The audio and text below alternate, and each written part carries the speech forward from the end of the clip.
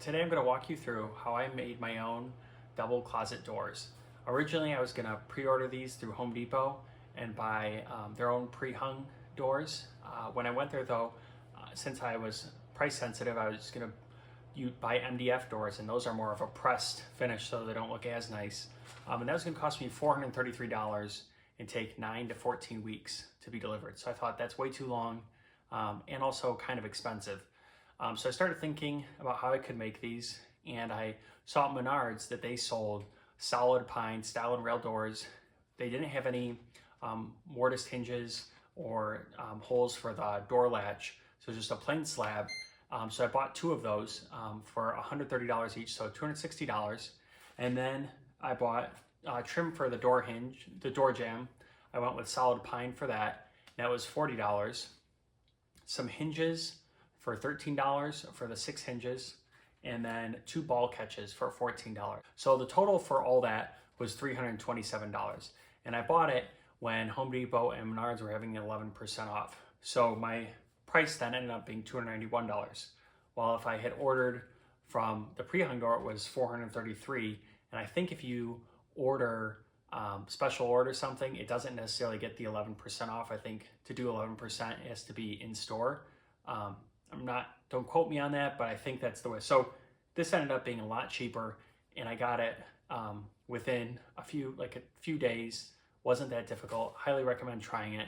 So this video is going to walk you through how I did it.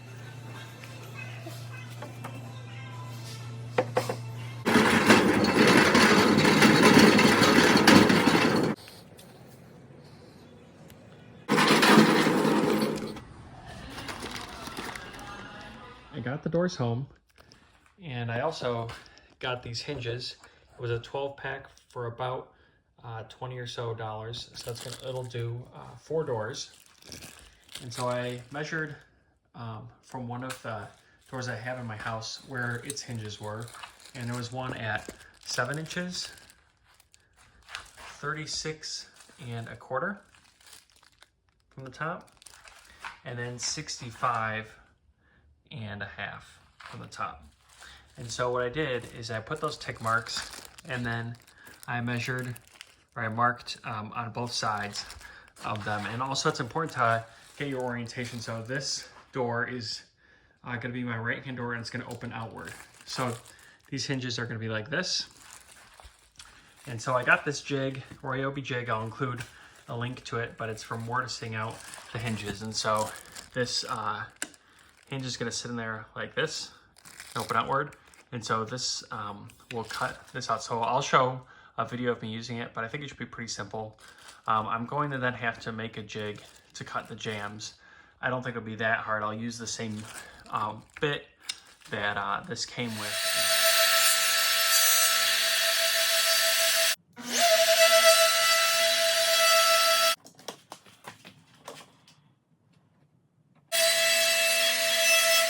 Now we're going to measure for the length of the top piece of the door jamb.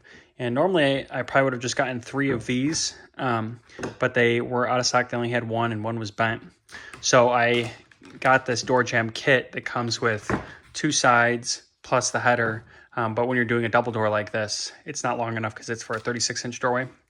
So we're going to measure how long we need to cut this. And what we're going to do is we're going to first measure the distance of these doors, butt it up next to each other. And then we're going to add an 1/8 inch on this side, 3/16 of a gap in the middle, and an 1/8 inch on this side. So a total of 7/16. And we're going to add the total gap for this rabbet that's here that this is going to sit in, and that's going to tell us what this length needs to be. These doors are collectively 47 5/8 inches wide, and the rabbet, the 2 of them, is 5/8 inch. So adding all this up, 47 5/8, 7/16, and 5/8, that comes to be 48 11/16.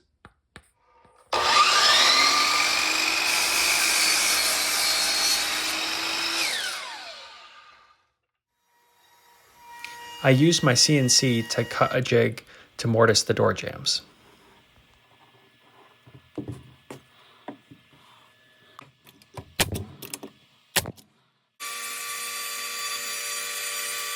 I finished cutting this jig out on the CNC. When we put this on here, we can route out and we know that we're cutting in 1 1/8" slot that this is gonna sit on. Now the one thing is we wanna have a spot where we can start the router. So that's the reason why I made this a little larger than 1/2 inch. And so I'm going to cut this down a little deeper than that. Now we're gonna mark where we need to put the hinges. So I've taken the door jamb, and I've put it 1/8 of an inch above the start of the door, the top of the door, and line it up with this where the rabbet meets. And so that's going to give me where all these markings are going to be 1/8 inch too high. And so that'll give this space up here. Now I'm just transferring markings from the door mortises to the door jamb.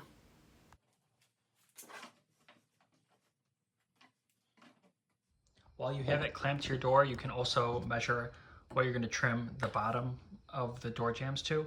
So I'm going to have a 3/4 inch gap. Now we're going to do the exact same thing on the right hand door. Now we're going to cut the mortise for this hinge. So we're going to line these marks up.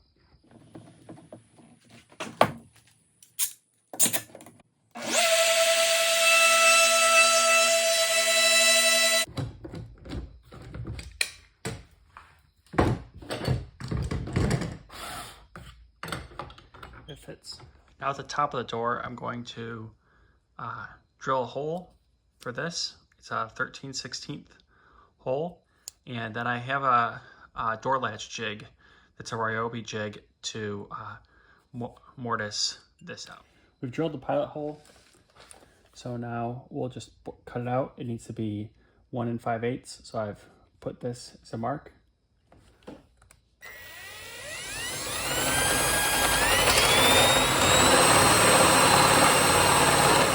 The doors, I mortised out a space for this latch to go using this Ryobi jig and then my router, and so this then slides in here like that. And it doesn't have to be exact because this is it. Now we're getting to the point that it's almost like a pre-hung door, so I went ahead and before it was put together and standing upright where it would be a little more difficult to work on, I installed these door hangers, and so this will make it a lot easier to get the door plumb. We'll still reinforce it, but this is a good way to make it more easy.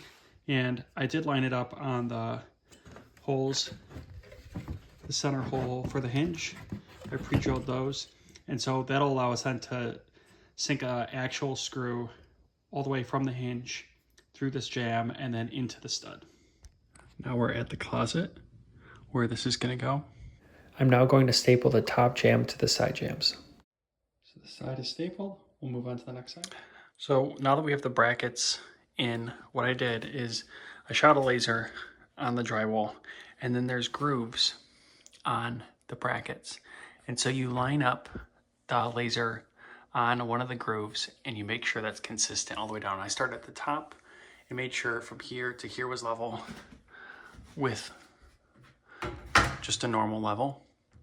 And then what I did is I screwed the bracket in, the top one, so it's level and square off this and level. And then going down, I just made sure I was at the same groove at each one. And so then you know that this is straight. And the nice thing is though, once we attach the doors, we can back the screw out and adjust it if it's. Now I've screwed the hinges into the door jamb, and I'm gonna pop them out and install them on the door. The first door is installed. So we're gonna have to put in the catches up here, pins, and then a backstop. But first we're gonna move on and put in the second door. Let's follow the exact same process, and then we'll put the ball in and see where it scrapes up top and mark that and add the ball catches.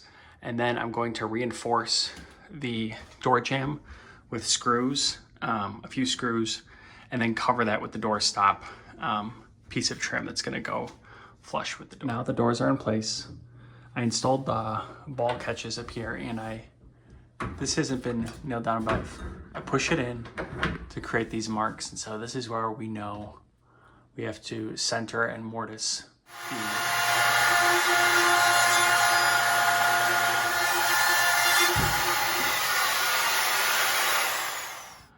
Did mortise these two in. Not super proud of how they turned out.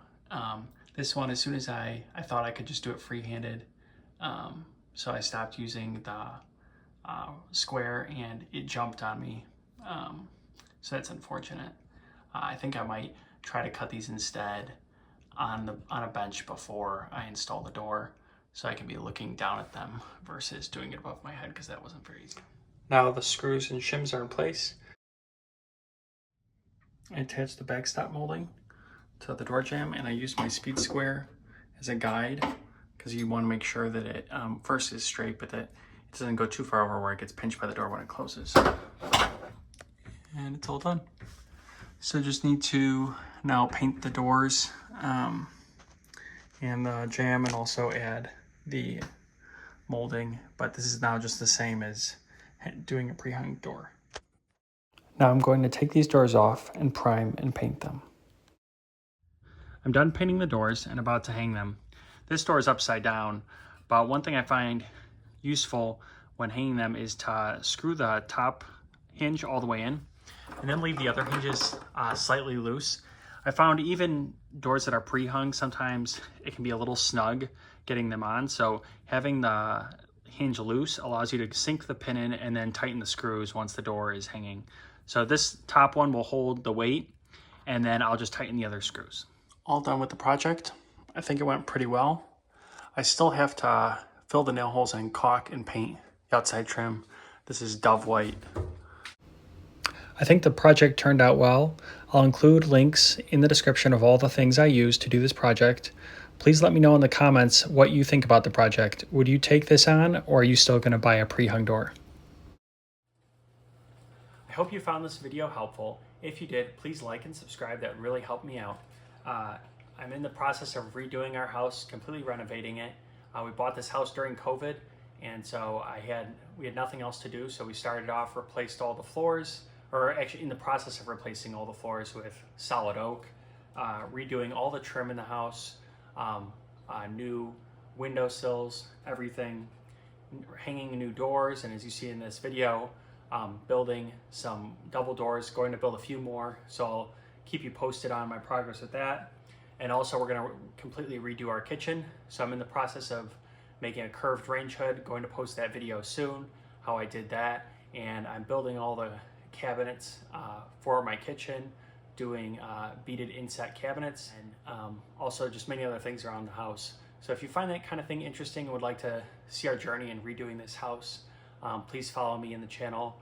It would be really helpful. Thank you.